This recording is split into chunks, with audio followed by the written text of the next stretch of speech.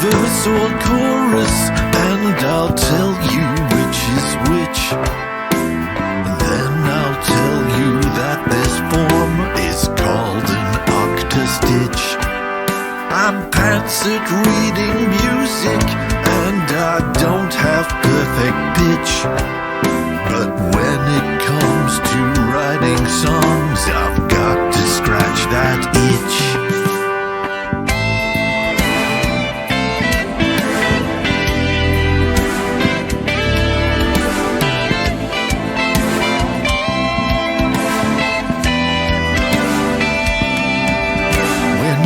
HFO goes live on air, we all expect a glitch. 'Cause every show I do, I know that I will find a hitch. I'm not expecting what I do to ever make me rich. I'm having fun with making music here right now with you on Twitch.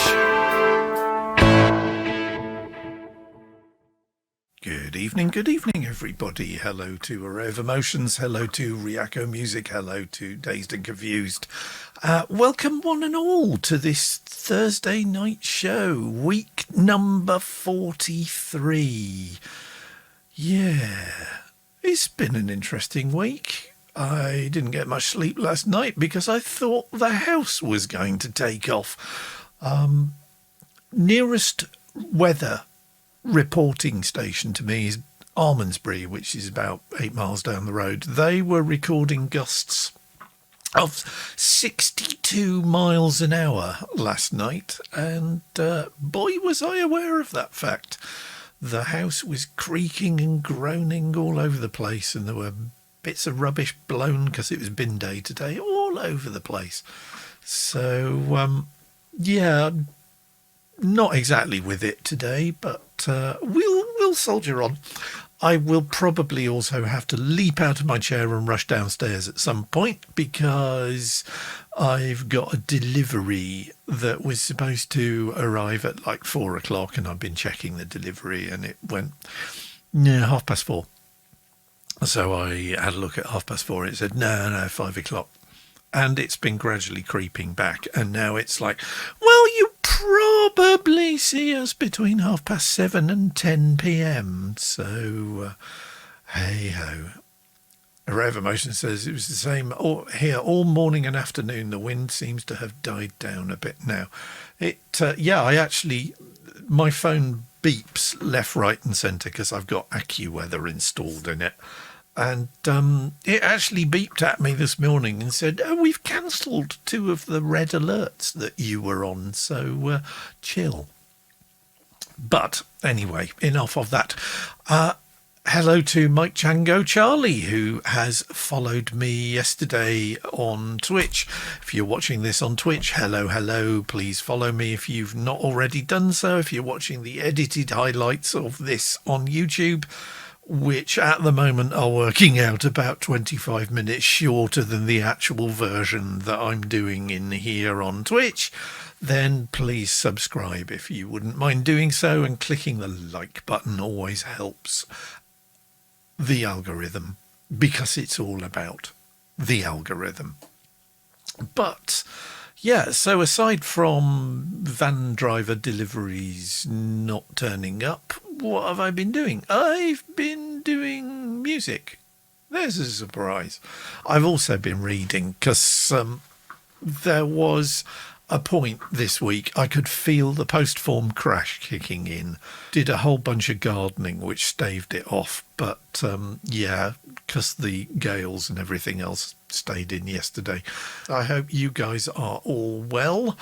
I hope Mel's headache has cleared because she was feeling it yesterday.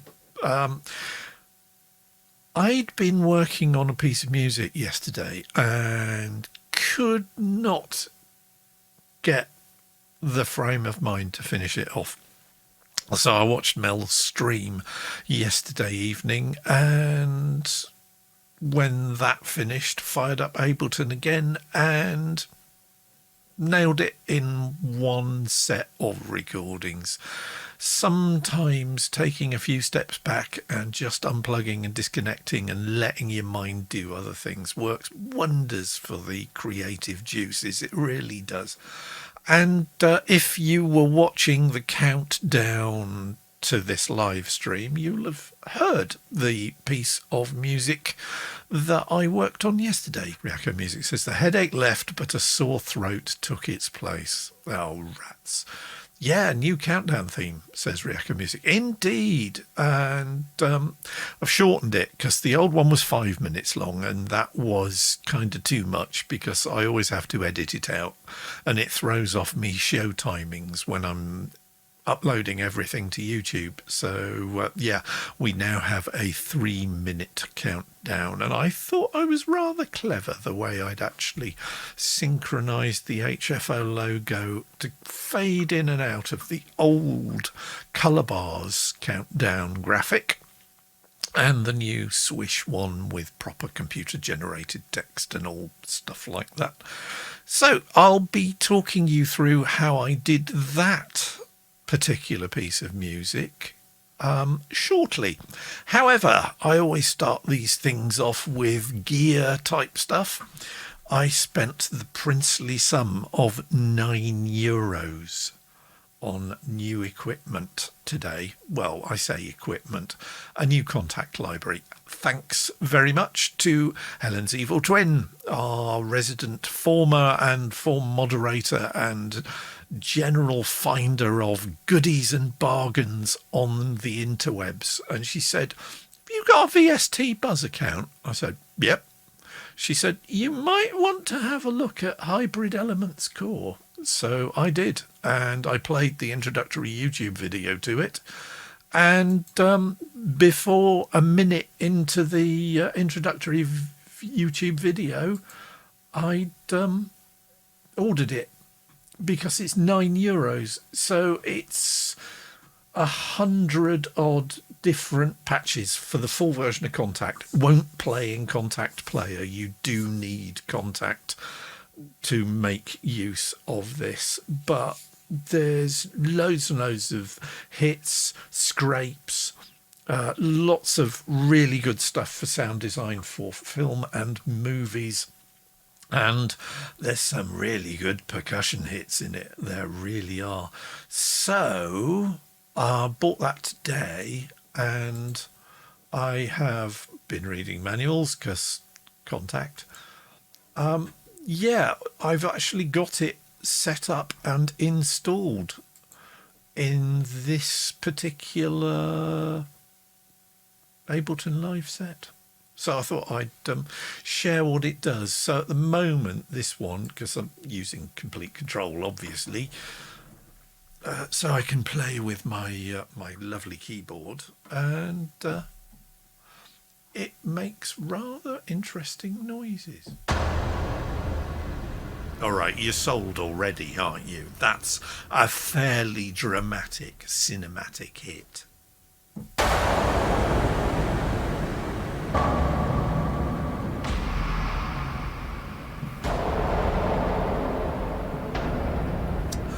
Riaka Music says, question about Chronomorph. Can you get it to work in Ableton, or is it only standalone? It's only standalone, but it does produce audio files that you can then import into Ableton. So it's basically a tool for making loops, and then you put the loops into Ableton and have great fun with it. So indeed, as I have been having with this, so there's also some scrapes.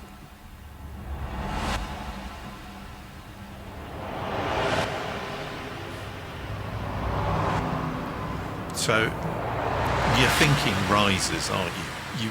I mean, come on, let's face it. You're thinking that's a really good way of upping the dynamics of a track, and yep, me too.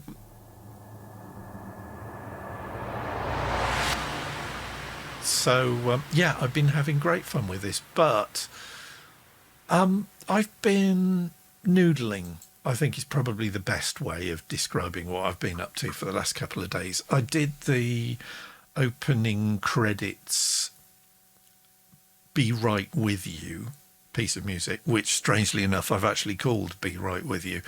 But this, I was playing, I really liked the rhythmical element of the delayed guitar that I did on the track that I wrote for Form, which was called Drummer's Night Off, which was using a repeat, a delay on the guitar to lay down a guitar rhythm. So the sort of thing that Dave Gilmour does in Run Like Hell. I was kind of taken with the idea of making the rhythmical element dependent on other things rather than just the drums. And so I started playing this morning and thinking, yeah, let's find a nice synthesizer-y patch.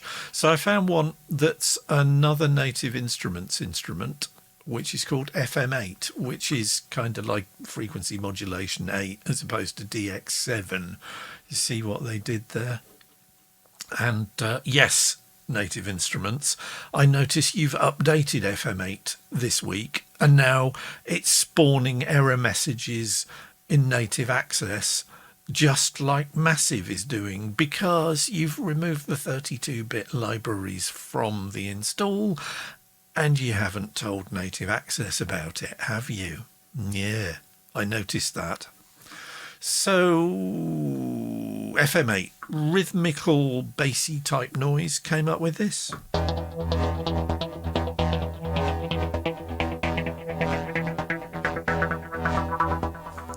And that immediately got me thinking, oh, it's Boris Blank. And here's a weird thing. Facebook, right? I am still part of Facebook.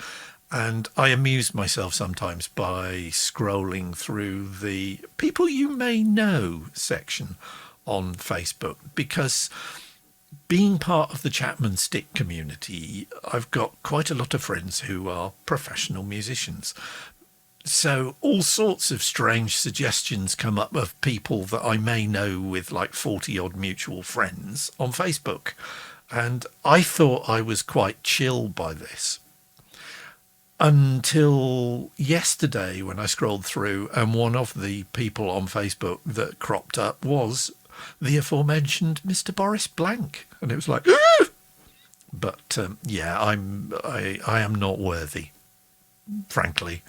But I absolutely adore his production skills, the work he did with Yellow, the work he's done on his own solo albums. And so as soon as I got that, I could practically hear the saxophones go da da da da, and I resisted that temptation. But what I did put together with the aforementioned David Gilmour guitar is this, and it's called Someone Else's Disco.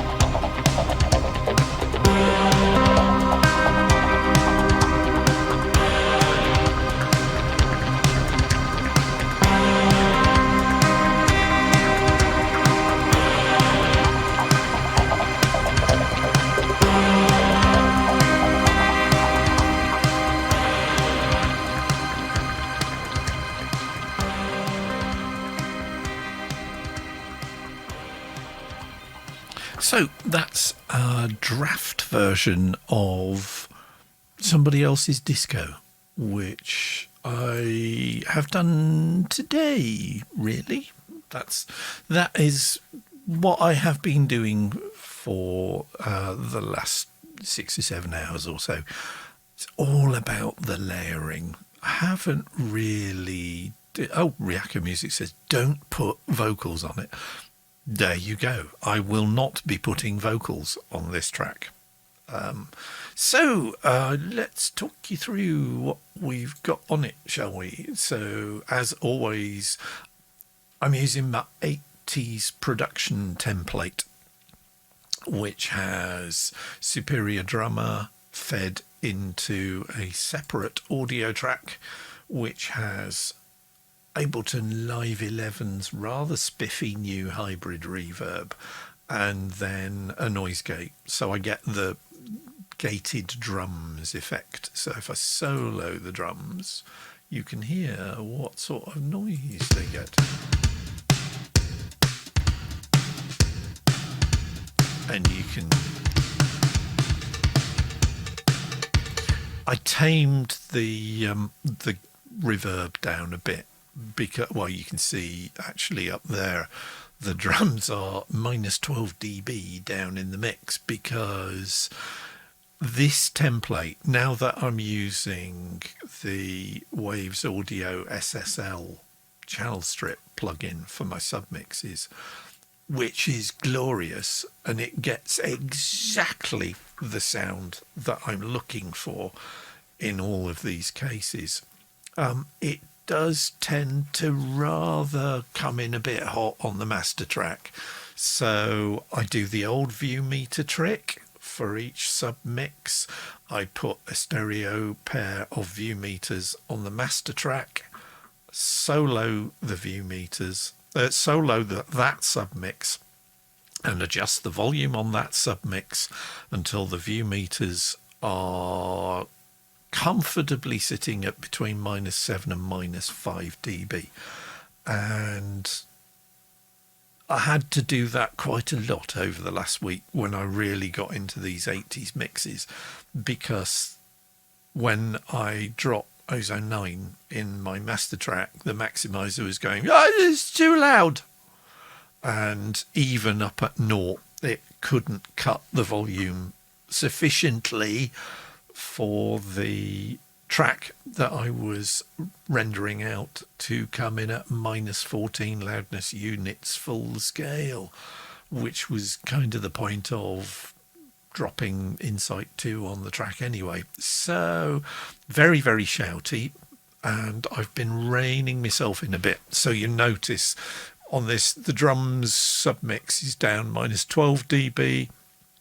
The guitar submix itself is not reduced much at all, but the shouty RG770, my Ibanez heavy metal guitar that's doing the guitar chords, that's down -14 dB, and it needed to, because it was a bit shouty. The Parker Fly is probably the quietest on this, so that's just at -1 dB, which was a rather tasteful solo, I thought. I was quite pleased with this.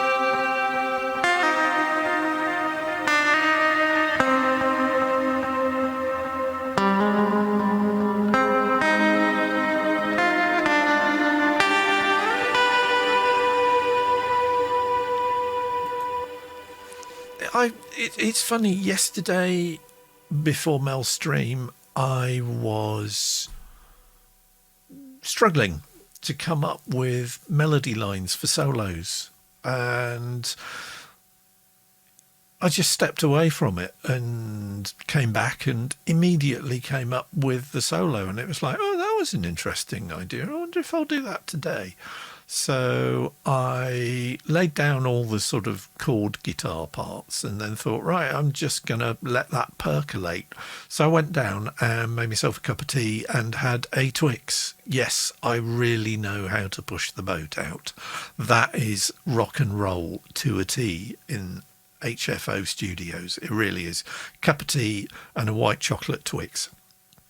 And it obviously did the trick, because I came back up here, sat down, put the guitar on and thought, oh, I think what I'll do is I'll play this. And I played it and it was like, oh, right, okay, record, job done.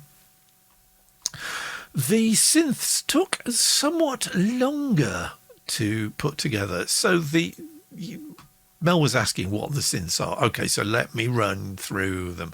The main synthesizer, that quintessentially Boris Blank rhythm, is this thing. It's frequency modulator 8, and it's a Native Instruments Kontakt. No, it's not a Kontakt player. What am I saying? It is a Native Instruments instrument, and you can get it from their site. And if I solo it again, because I really like that rhythm.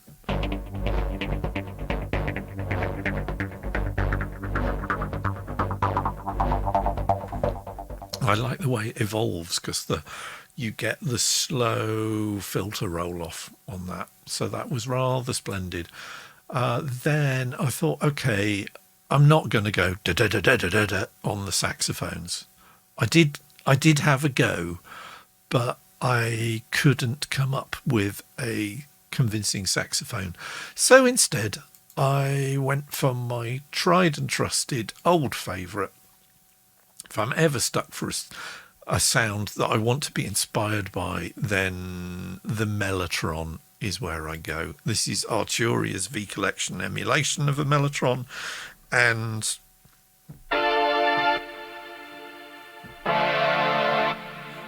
instant brassy stab.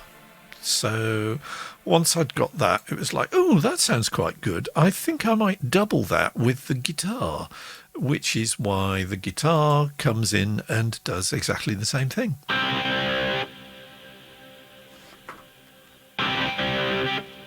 So the two together.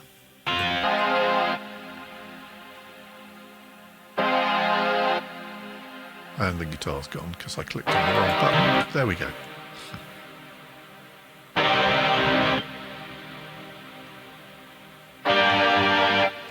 So, yeah, it's nothing particularly extraordinary, but it's... Remember I was saying this is about noodling? This isn't so much writing a song to write a song. This is a song put together for me to basically go, okay, what sort of techniques work with here in terms of layering? What sort of techniques work in terms of playing with rhythm? So that Native Instruments bass line, 1, 2, 3, 4, 1, 2, 3, 4. All right, it's a fairly standard 4 beats to the bar, but I auditioned, I reckon it must have been 20 or 30 different beats in Superior Drummer before I found one from, strangely enough, the Easy Drummer Funk Masters expansion pad. So it's being played on the Jabbo Starks kit. Jabbo Starks and Clyde Stubblefield were the two drummers in James Brown's band. Sadly, neither of them is still with us, but the Funk Masters expansion kit for Toontrack's Easy Drummer 2 is a thing of rare beauty. There are some just brilliant funky grooves on it. I mean, if I just audition a couple of them, so...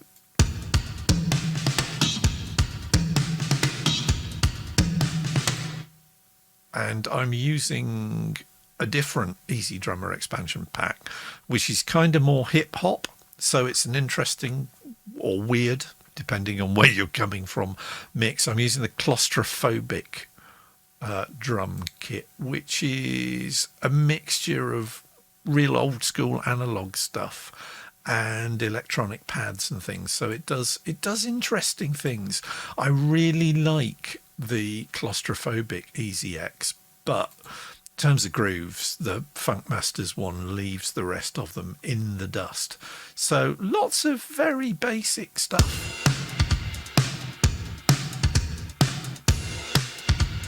I mean, that's just 80s pop. It practically has 80s pop written on the side of the tin. And with the gated drums, which you can really hear kicking in on the snare.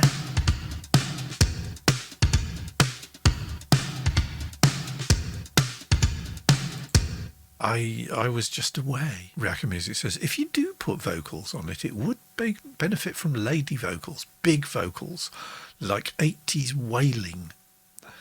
Reactor Music says, there was a sparkly sounding synth that I liked a lot. We're getting to the chorus right now.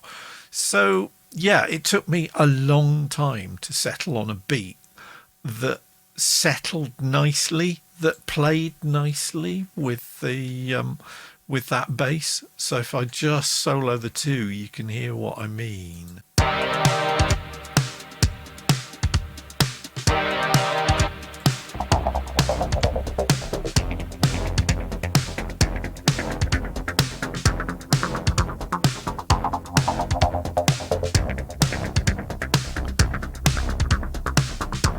And I mean, the track's no big surprises. It's a 145 blues progression, strangely enough, because that's pretty much whatever I do. Good evening to French Doggy. Hello, are you still going for the 80s head first only, says the French Doggy. Oh, of course I am. This is today's 80s indulgence that I've been amusing myself with lots of synths. So Mel said, I really, really like the tinkly synths, and I am here for the tinkly synths. So I came up with the first one, which was, again, the Native Instruments FM8. So this is another fairly tinkly, fairly run-of-the-mill 80s frequency modulation synthesis. But you go up a bit and it gets quite nice, especially when you're playing chords.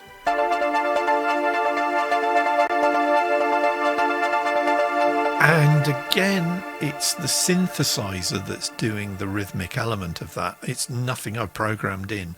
That's just what it does, because if I hit view, edit view, there is a rather nice arpeggiator in it, and it accents bits as well. So that's kind of what I've been doing. I just let it go. It's like, oh, that's rather nice. I think I'll use that. But on its own, I thought it was a bit weedy, and one of the things that I set out to do with playing around on this track, because like I say, it's not about writing a song, it's more about learning how to layer things, seeing what works and seeing what didn't. And I ended up with an analog I mean, that just says Giorgio Moroder, doesn't it? It really does. And again, it's a lovely, lovely synth patch, which sounds like this.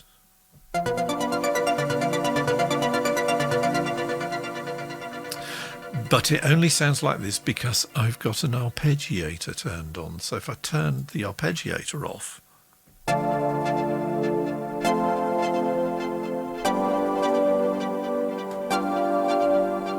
the French Doggy says, hope you're all doing well. I'm not doing too bad. And Riako Music says, doing fine. So how are you doing, dear French Doggy? How are things down in the south of France? I hope it's a bit warmer than it has been up here, and a little less windy. We had 62 mile an hour winds here last night. Yeah, that was fun. Bit tired after a long journey of debugging, but overall I'm fine. Good, glad to hear it. So, yes, that was a nice patch, and there's a nice delay on it, which again is just in the patch. But I do like Ableton's arpeggiator, so I switched on the ubiquitous setting on Ableton's arpeggiator, and lo and behold,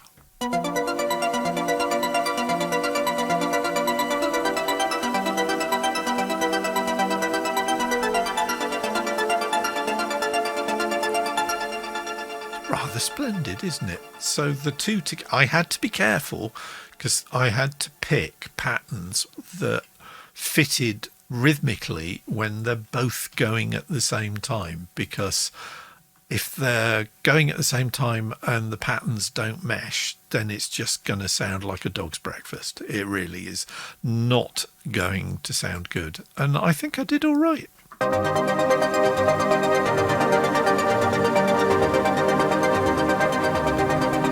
It even fits with the drums.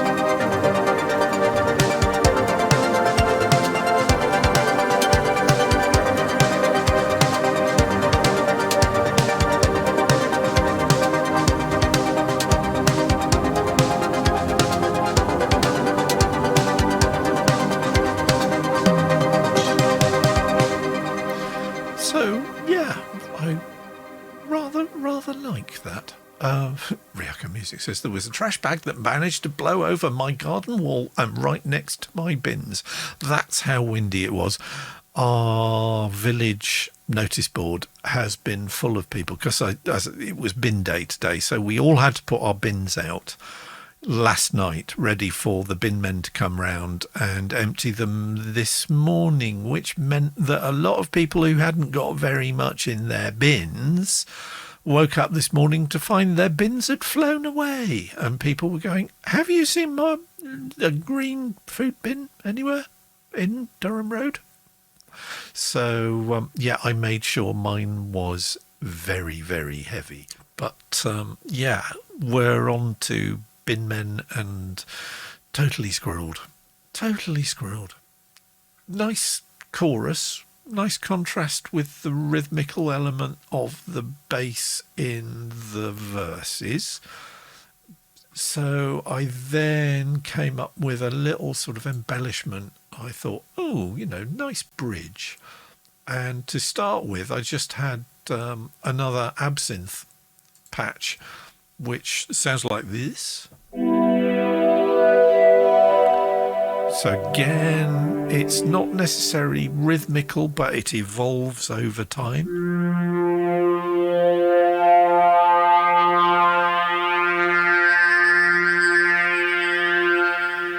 And just dropped a few chords in.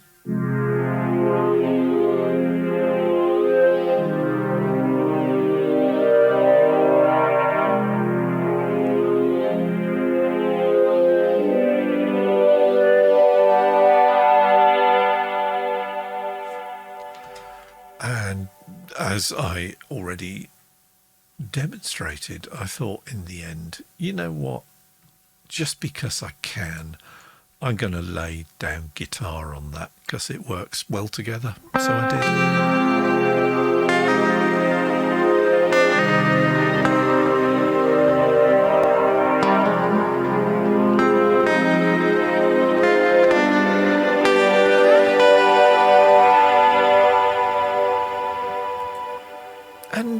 For a throwaway track that I'm just doing to amuse myself, listening to that, it's like, that's a really good guitar sound. I really like that guitar sound, which is just the Parker Fly, and C4 is the preset on me Zoom. So yeah, rather pleased with that. I think I'll be using that setting again. And then back into another bunch of verse chorus or verse pre-chorus. Very little in the pre-chorus other than that native instruments instrument. But yes, if you've got a full orchestra, you're gonna use your full orchestra, really, aren't you? Abbey Road 1, which is the native instruments sort of sketchbook.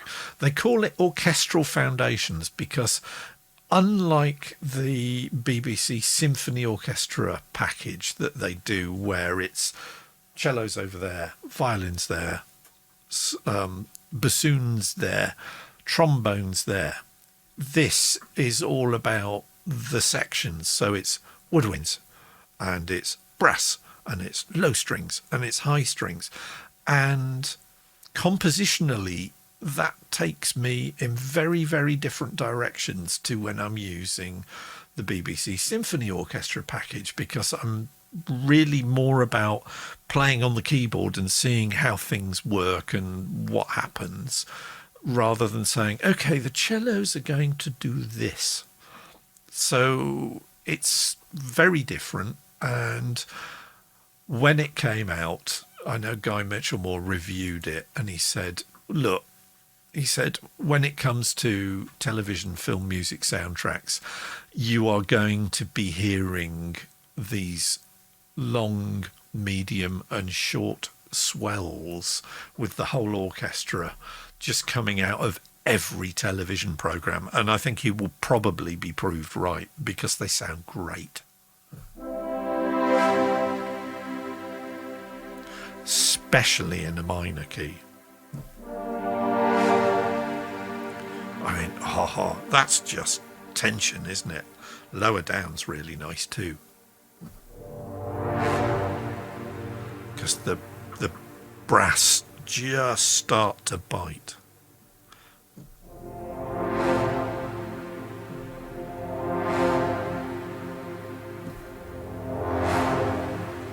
So, yeah, if you've got that, I mean, it'd be churlish not to throw it in, wouldn't it? So that's in the verses. And there is even more absinthe here, which is another little bit of embellishment. And again, high up, like Mel says, it's the tinkly synths bit. Oh, heavenly angels and choirs. And, of course, prodigious amounts of my go-to favourite reverb, which is, yes, already there on the Ascend, which is Valhalla Supermassive, and I'm using the C-Beams preset. If you haven't got Valhalla DSP's Supermassive reverb, go to the Valhalla DSP site and download it. It doesn't cost you anything. It's absolutely free, and it is pretty much my favourite. Well, it's my default Ascend on my templates. That's how much of a favourite it is on mine. But it sounds absolutely glorious on Absinthe. The Ray of Emotion says, they are very sparkly. They are, aren't they? But, like I was saying at the weekend about 80s production, and the fact that when the SSL solid state logic consoles came out, they were super bright, so there was a lot more high end, there was a lot more sparkle in music that was recorded on SSL consoles. So it's like, well, I'm going to do that then. So I did. And then I've been nicking stuff left, right and centre from Mel. So I have actually been punctuating this. So not only have we got the Hybrid Elements Core percussive hits, remember, which were these rather splendid things.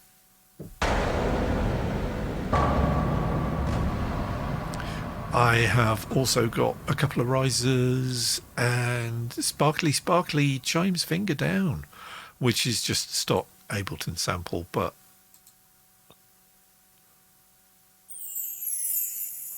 see, it's all about the sparkle. Edited it down because it did go on for rather a long time, but I've dropped it into Valhalla and dropped it into the standard ping pong delay on Ableton, and there are also a couple of risers as well, which I thought was rather nice. Racco Music says, why are you stealing from me? Because it works, because you know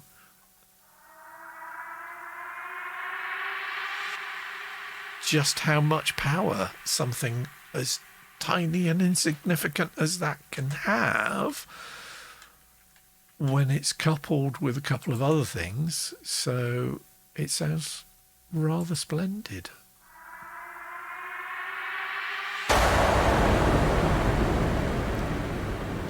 And even though that sounds really shouty, then if you listen to it in the context of the whole track, it's hardly there.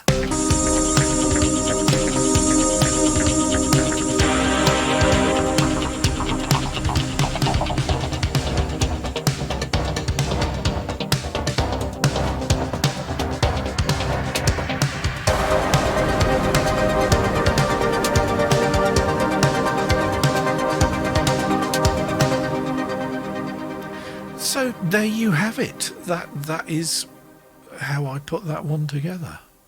Might play around with it a bit more, might dick about with it. Probably won't put vocals on it. As Mel says, it's the sort of thing that needs lady vocals, and my lady vocals are not very convincing. I can do a convincing Leonard Cohen, can't do a convincing PP Arnold. Not with all the plugins in the world. Back in Ableton with the other track that I've been working on. This one, again, 80s template, because 80s template. A lot more guitars in this. So if I just play you this, and then I'll talk you through what I did.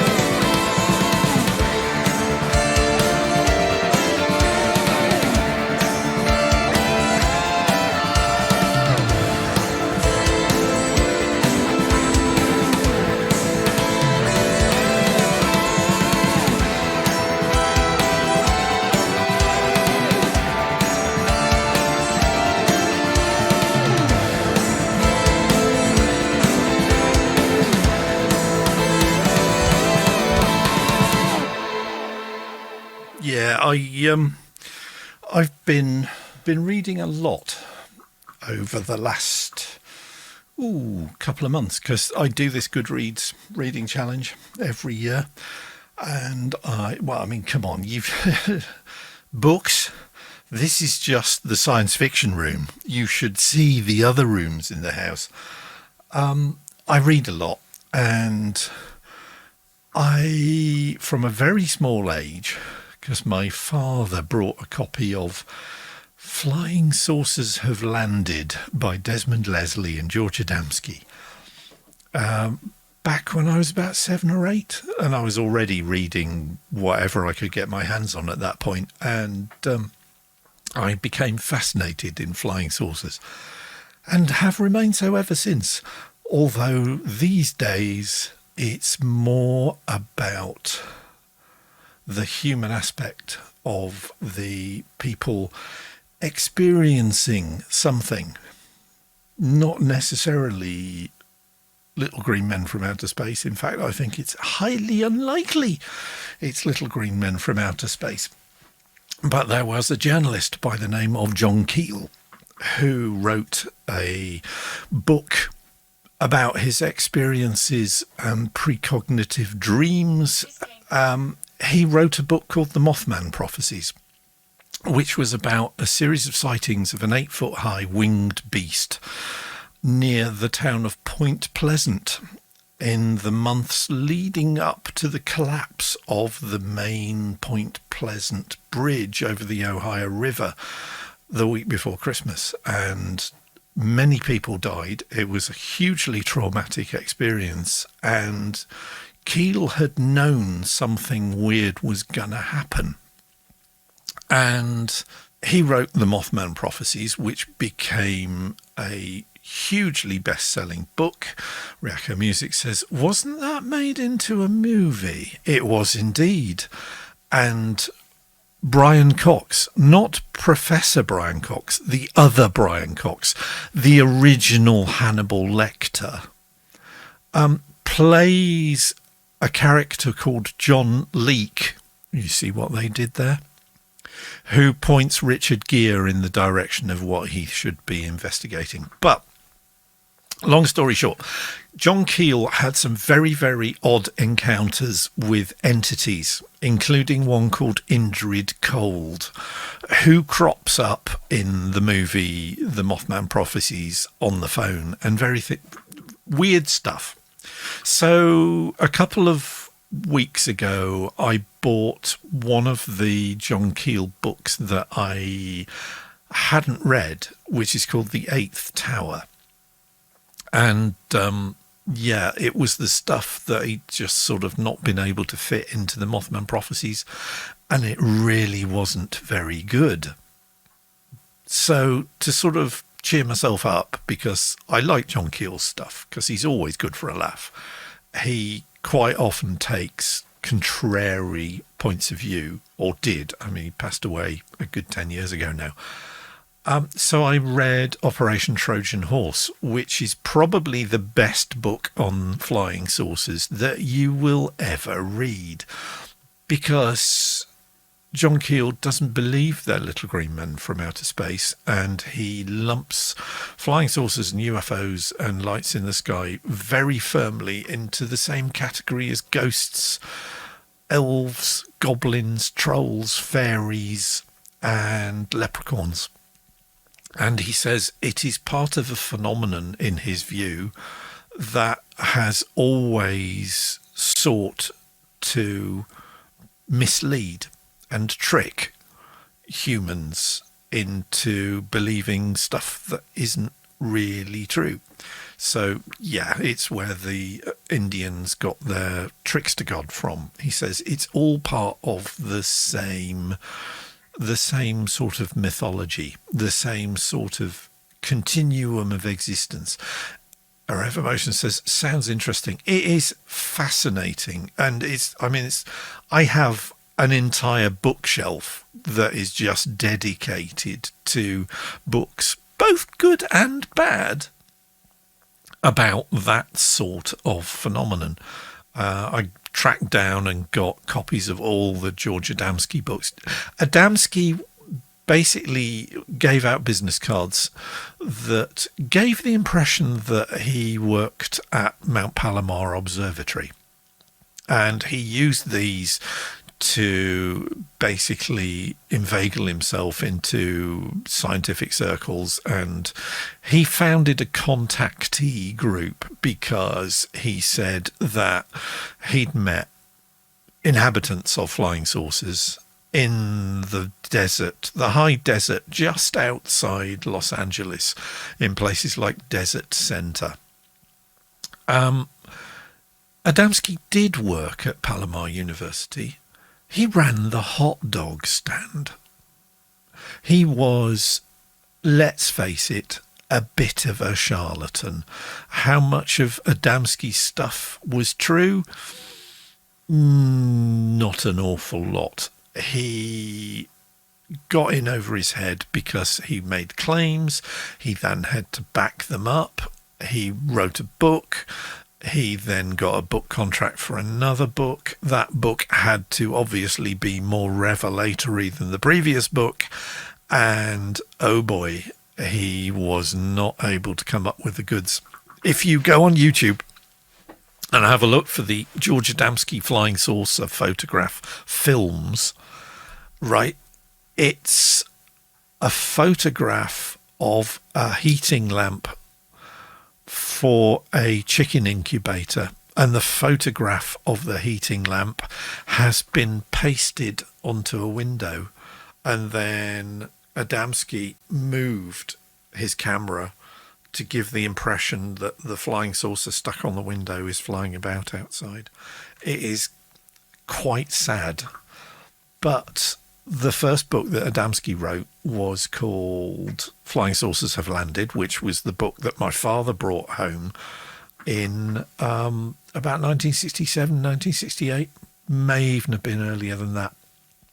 And Adamski only wrote half of that book. The other half was written by an absolutely brilliant and totally mad Irishman called Desmond Leslie, who wrote extensively on all sorts of things, who also recorded what's probably best described as music concrete albums. They are insane. It's music made out of recordings of jet engines. And Leslie was a bit of an academic, so he just did, this is all the evidence for flying saucers from ancient Indian scripts right up to woodcuts from the 16th century of battles taking place in the sky. And Leslie's stuff kind of still resonates. But long story short, and why I'm going on about this, is that reading Keel's book Operation Trojan Horse, which was about people being led astray by the phenomenon. So it wasn't so much people hoaxing the world into saying, I got abducted by a flying saucer, or we set off in our car in Argentina, and when we woke up, we were in Mexico City, and we traveled 6,000 miles in a couple of hours. It wasn't any of that. It was more that the people who had the encounters were themselves being hoaxed into believing that it was little green men because something else was doing the hoaxing. And Keel mentioned a couple of books, one called Flying Saucers and the Three Men, and the other, which was by Alfred Bender, and the other one was They Knew Too Much About Flying Saucers by Gray Barker. And I knew of these books, and I've never read them. And that's what the delivery man has just delivered. So I will be tucking myself in with a mug of cocoa and a couple of flying saucer books over the next couple of days. So sorted. Neuro, good evening to you, sir. Hello, hello, hello. Neuro says, same here. Lockdown was not kind to my reading throughput. Turned out I read most when I travel. My podcast listening has stopped pretty much since lockdown because I used to listen to them in the car, and I just don't drive anywhere in the car anymore. Anyway, diversions aside, what have we got? This is a track that I basically do as a countdown, so I wanted it to be 3 minutes long. Perversely, it's in 4 sections rather than 3. If you watch the countdown, you saw that I'd edited the video, so it says HFO TV starts in 3 minutes, starts in 2 minutes, starts in 1 minute, starting shortly, yada yada. But it's in 4 sections. It's just 4 repeating patterns of, and I started off, I haven't even labelled them. That's how bad I really naughtied. Arturius CZ101, CZ1000 emulation. I bloody love this synthesizer. It's the most used synth that I have in the V Collection. I'm on V Collection 8. I've had V Collection since it was V Collection 6. And if you add up all of the tracks that I've used the CZV on, there will be an awful lot of them. And on this track, it's the thing that's doing the bass. And again, we're back into taking some of the rhythmical responsibility for the track and driving how the beats work away from the drums and making it the responsibility of the bass.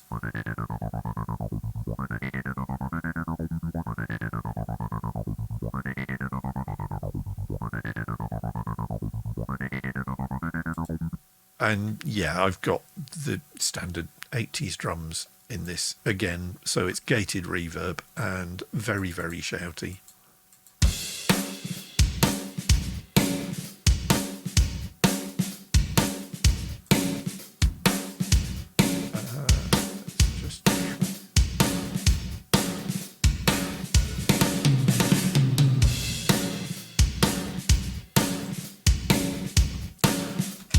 So you get the idea. And from such tiny little acorns did everything else grow into being. Been teaching myself a lot more about layering and picking complementary synthesizer noises, and it was layering the synths that I focused on first. So we've got Waves Element. So this was one of the, you buy plugins at Waves Audio, usually when they're 40% off. You never buy them full price. And quite often, if you bide your time, they not only offer 40% off all their plugins, but they also say, if you buy them now and you buy like $50 worth of plugins, which is like 2 plugins, then you can have a third one for nothing. So I have done that several times over the last 8 or 9 months, and this was one of the free plugins that I availed myself of when I bought 2 plugins. You've got to be sharp. You've got to be sharp. You've got to be a bit smart. And Euro says, yay for free stuff. Believe me, since I retired, I am all about the free stuff. But it's a rather nice motiony synthesizer-y, and I've got something else soloed again because I soloed the drums, so you won't be able to hear it. So it's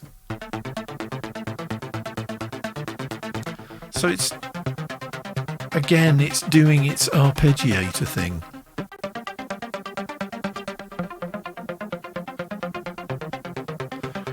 Because I wanted to build up that rhythm that's going on. So there is then also more synthesizer.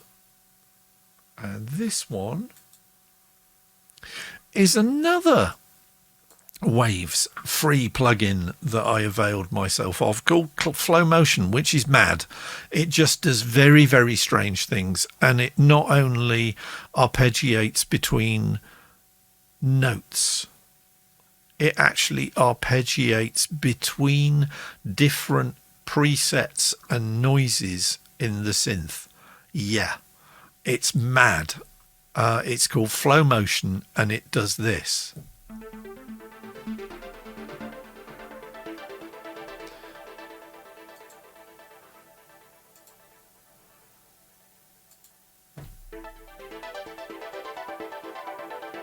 Pretty quiet because I've got the submix wound right down because, like I said, it was being very shouty.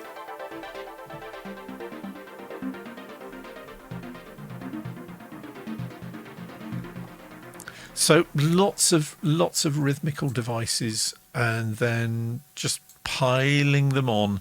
So it's all about building up. So it's a repeating pattern, same pattern 4 times, but and it's a 1-4-5 blues progression because of course it is. But every time it drives round the progression again. I'm using something else. So this is another rather lovely Native Instruments Kontakt instrument, which is called Cloud Supply.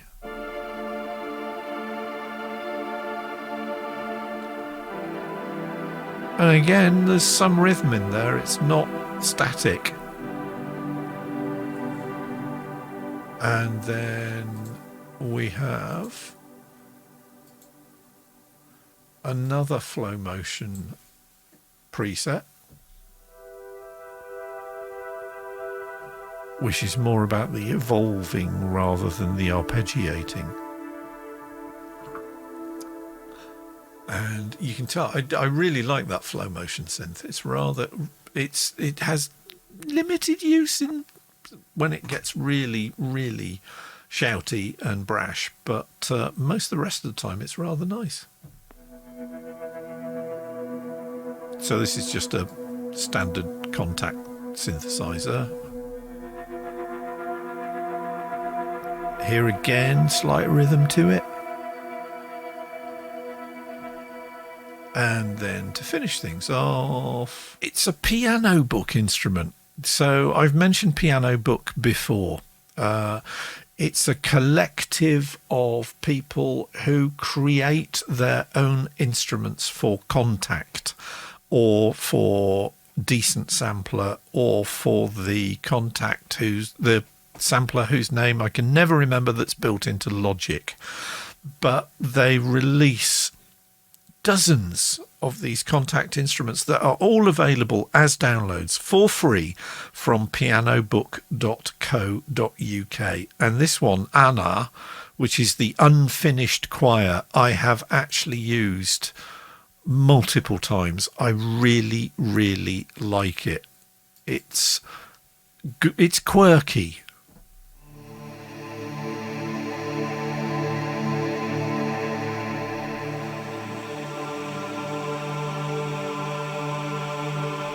Isn't that nice? I mean, yes, it's got bucket loads of Valhalla Supermassive on it, because of course it has, but I rather like it. Doesn't sound so good higher up because it's mainly been sampled from male singers, I would guess. I can't hear too many female voices in that. But lower down it sounds absolutely splendid.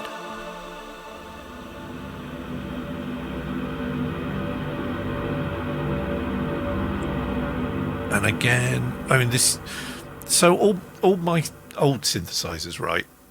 All these ones here, not so much the Korg, but certainly these.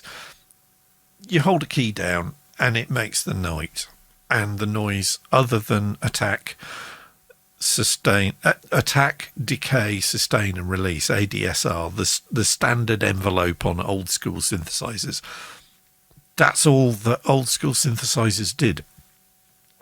And it wasn't until the late 80s when digital synthesis started to come up. And the first synth that I can remember playing in a music shop and going, oh, that's interesting, was the Roland D50. And sounds in the Roland D50 would start one way, but then they would evolve. And that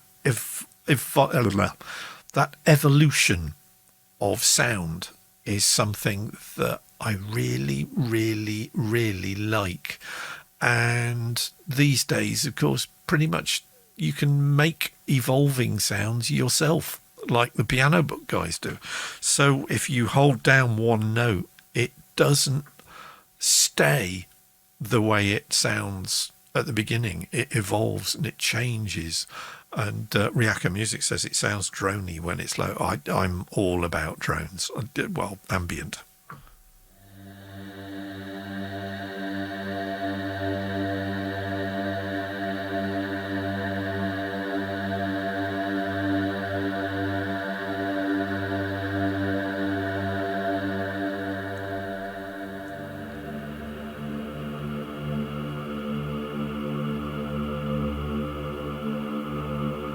Gorgeous, isn't it? So yeah, very taken with that. And if I play the synth submix with everything going at a reasonable volume level, you can hear what I've got.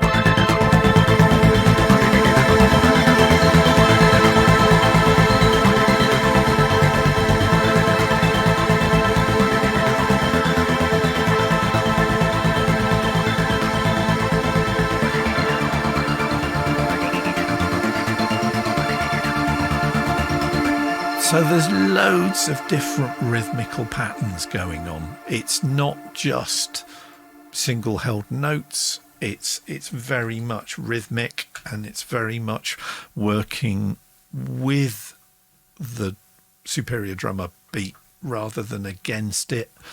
But like I said, this is about 80s production, and I've got my gated drums, so you drop the audio output from the drum track into a separate audio track. You put a big hybrid reverb on it, and then you put a noise gate on, so it just chokes off the drum noise when it drops below a certain frequency or a certain volume level, which is the sound of the 80s. But what's the other sound of the 80s? Remember I was saying I'm using the SSL 4000E channel strips in my mixes just as default now, and I've been making tracks that I wanted to sound like the 80s, and the 80s were all about super bright guitars, very, very trebly guitars.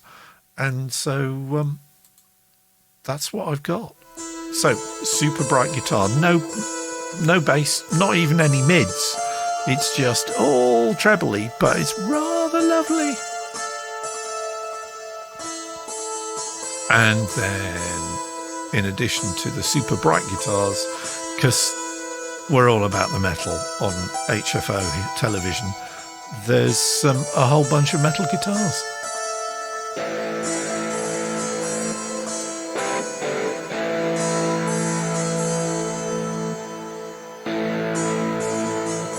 And again, it's just the same pattern repeating over and over.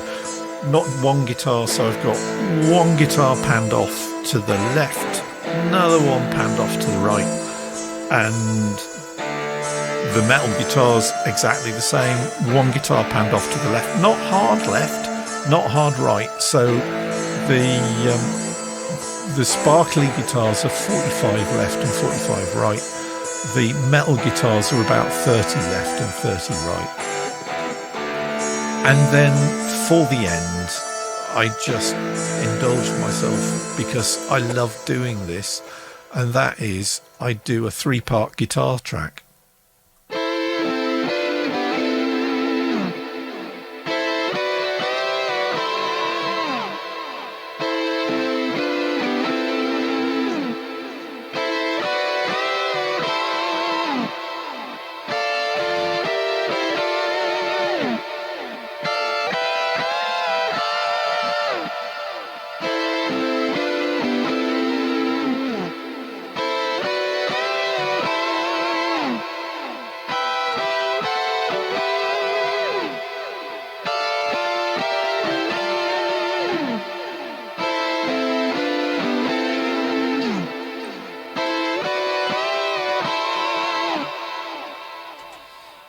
So, yeah, I mean, I'm quite obviously trying to be Brian May doing this. And I have studied Brian May's work on Queen albums quite obsessively over the years. And so he said, grabbing a guitar. I just happen to have a guitar handy here. So why don't I give you a quick demo of the sort of things that I... So how do you do a Brian May guitar, right? So it's 3 guitars, and the way I work with it is if I pick a fairly...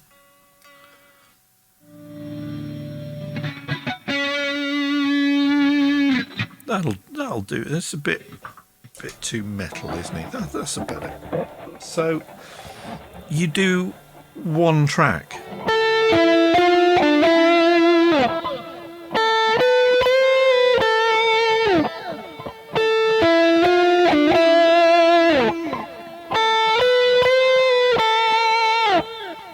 So one of the things you notice when I'm doing this is that I don't just play the note, because that would be boring. right? So if you're playing a Brian May kind of guitar lick, you don't just go.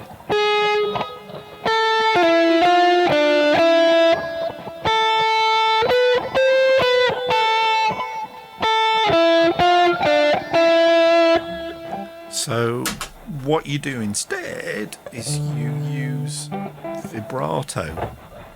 You bend the string up and down. So rather than just going, I'm going, which detunes it slightly. And when you've got more than one guitar track and they're each being detuned at a slightly different rate, because I'm not going to duplicate from one track to another, it gives you this super fat sound, which is how Brian May sounds like Brian May, because he's not going. He's going.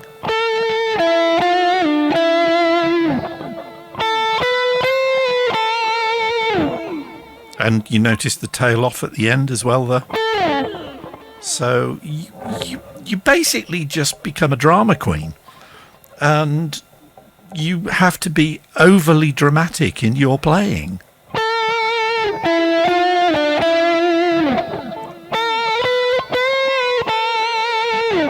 And quite savage, really, with the vibrato. So then when you've got one line,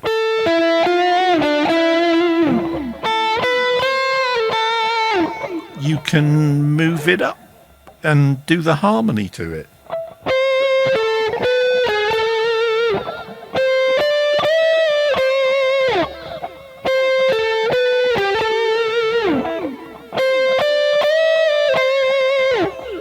And I think with this one, I did the middle. I did this line first. Then I did this line. And then rather than going really up high, because that's kind of not what Brian does, I went down. So I then went.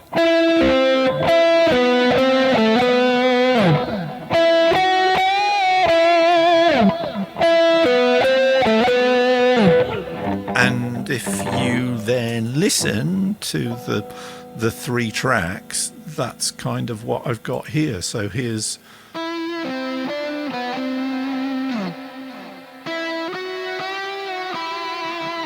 And then there's the high one, and there's the middle one, and then all three together.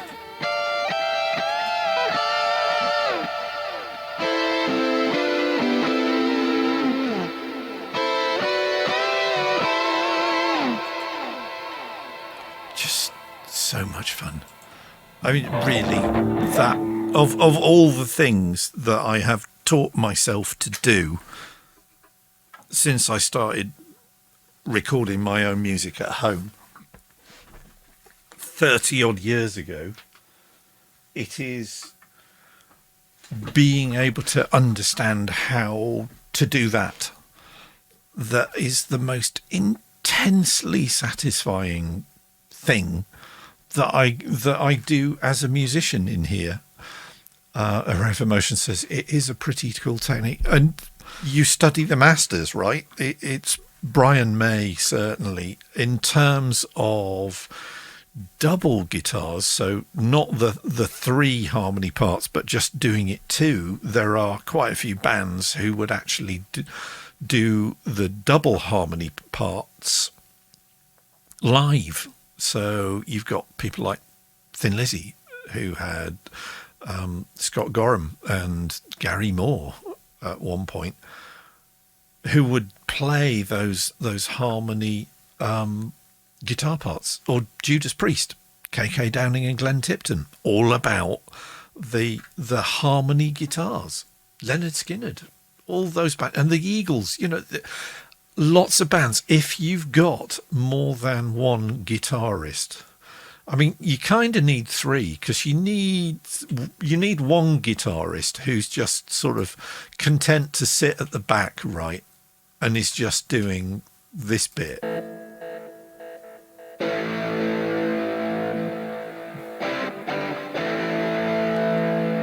So, you know, if you've got one or two guitarists who are happy doing that, then you just wheel on another three guitarists and do that. And then if you've got, you know, guitarists 5 and 6, or 6 and 7 even.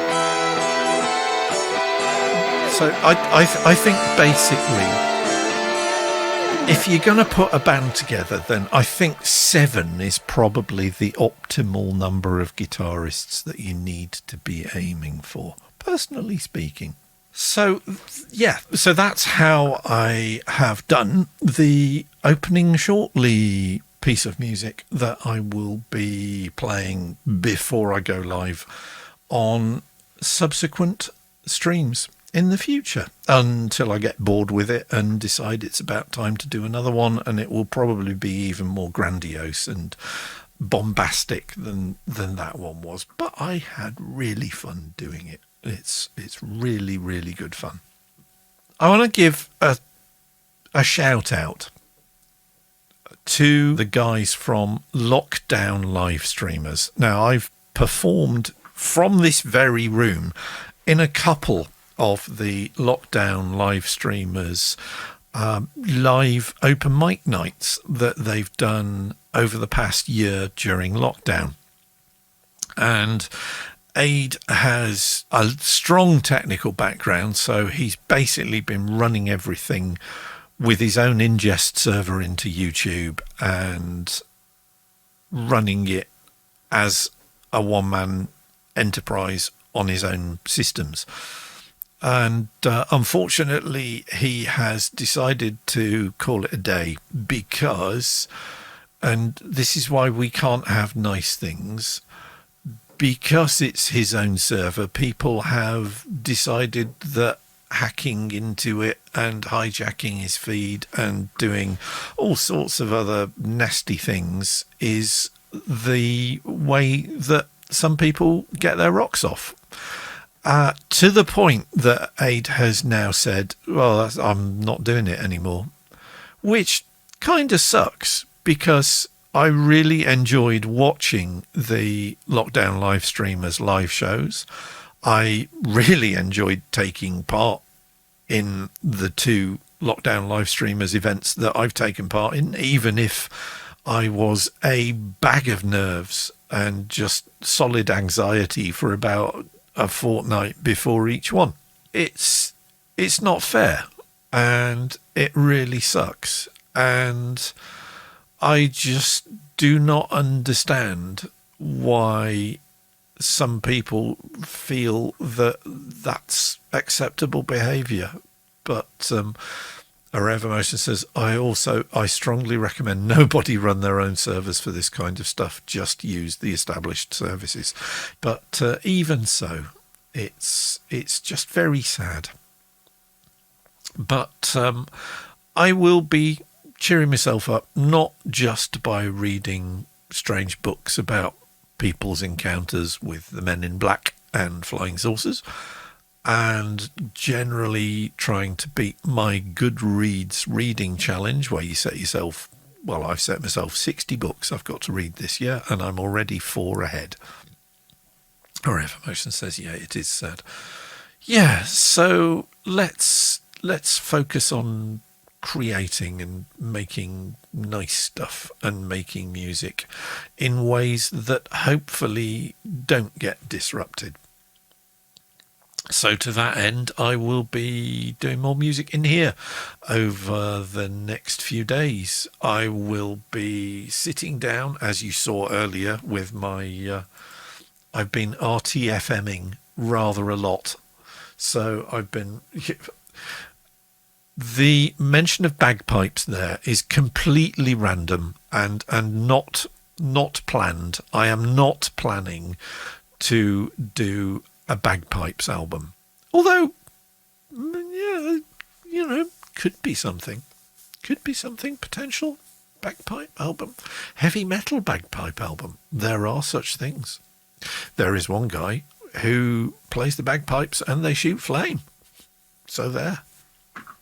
Yeah, but I've been reading a lot of stuff and teaching myself about the kit that I've had in here over the last 30 or 40 years. I've had this mixing desk now for nearly a year, and today I discovered that it's actually much better if, when I want to disable the microphone feed, I just hit mute on the mic that I want to mute rather than fade down the master fader, because when I've been editing things in the past and I notice how variable the volume levels are when I put the fader back up again after I've slid it down, yeah, I'm trying to improve. I'm trying to make my stuff more consistent. I'm trying to learn my kit better.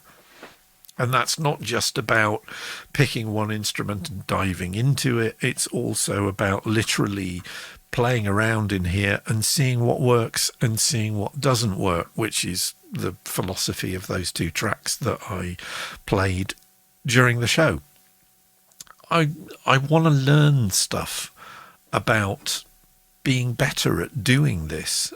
So it's not just about understanding what the tropes are of having those super bright guitars.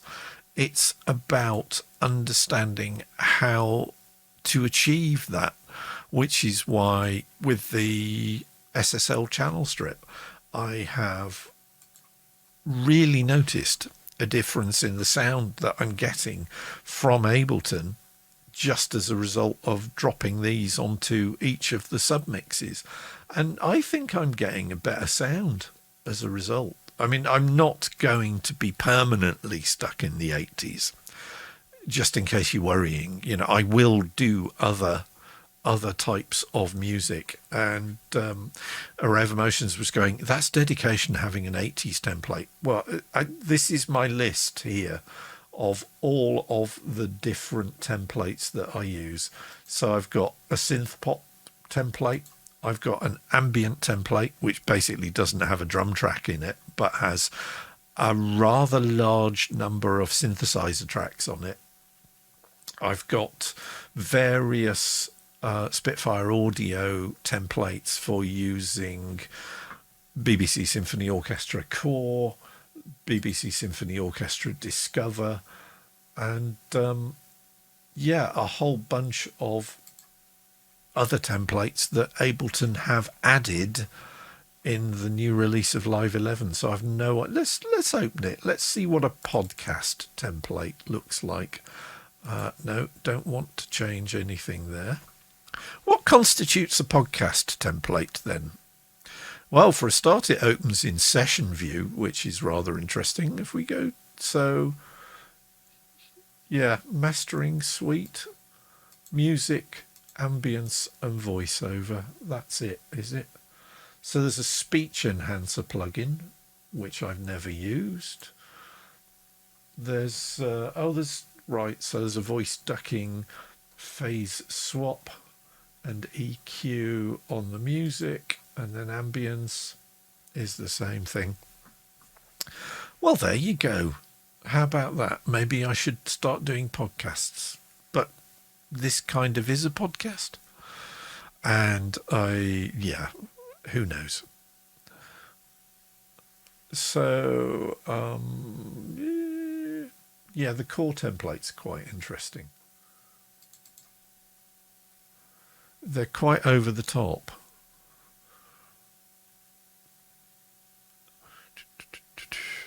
I really need a harder fast disk, or even a faster hard disk, because it is taking its time to load stuff off the hard drive that I keep all my live sets in. It will get there eventually. Good Lord, this is there we go. Okay.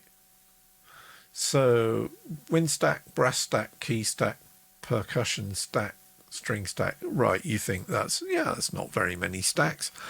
That's Spitfire's terminology for submixes.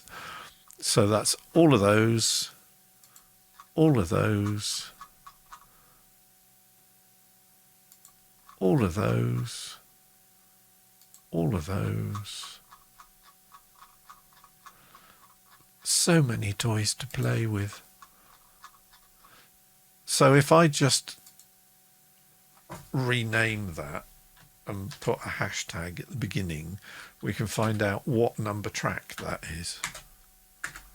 It's track number 48. So there you go. We've got 48 tracks in that Ableton Live project before I've even started doing anything, which is a little bit over the top, but I have done a couple of tracks or a couple of songs where I've used that template, and just having everything like that set up in advance really does save a lot of time, as you might expect from the fact that I've got a prodigious number of different instruments that are all separately nicely set up, ready to go. There they go.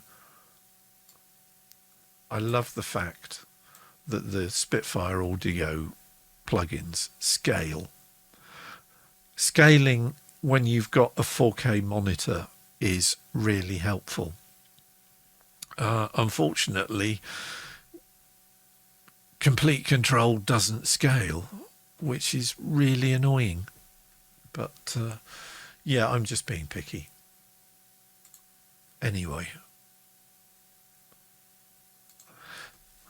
that's kind of me done for this evening. I think I will be back on Sunday at 2100 GMT with another sort of, it's not form and it's not 5090 yet, so it's some sort of limbo in the middle show. Not the most catchy of titles, I have to admit. I think I will probably have to work on that title.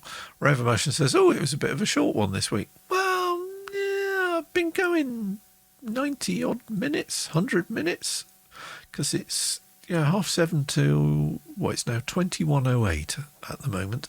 And yeah, all the people watching on YouTube were going, oh, Chris has edited out at least 15 minutes of this. Yeah, but it was me going to answer the door, so that kind of, yeah. Anyway, I will be back on Sunday at 2100. I will be back here with show number 44, Thursday show number 44, when we're closing in on doing a year of these damn things. How scary is that? Things have changed completely in here since I started doing these in many respects, but in other respects I'm still in the same boat that I was when I started doing these, that I'm still waiting for resolution of certain medical problems that I've got. I'm not expecting those to take place anytime soon, but by the time I return next Thursday, I will at least have had my first COVID jab. So maybe there's light at the end of the tunnel. Revomotion says, did you keep a blooper reel? I have an awful lot of video of this stuff on the machine downstairs, and kind of the opening credits to this show do in fact contain quite a few bloopers, because we're all about the hitches. Reactor Music says, damn, the NHS is taking their sweet time. They have now finally got their act together, I think, although Serco seemed to have quietly squirreled away some 37 million quid on a test and trace program that had absolutely no impact whatsoever, because Boris. But what can you do? the country thinks Boris is wonderful and doing a great job. And as I don't know if you saw it on social media, but a university study this week pointed out that the British public are wrong on just about everything that they get surveyed on. It was an absolutely superb headline that I very, very carefully made sure I took a copy of. Rackham is, it says they think he's doing a good job. Yep, the same people who voted for Brexit and think that Brexit is wonderful and breathe. Rev Emotion says the same happened here a few years ago. I just hope that at some point in the future they will get what they deserve and end up in prison. But so it goes. Okay, folks. Till next Sunday, till next Thursday, I will bid you adieu. Whatever you're doing for the rest of the week, please stay safe. Please stay sane. Please stay healthy. Please stay Wayne. And obey social distancing rules. Wear a damn mask. And don't believe what the Prime Minister tells you in any circumstances whatsoever.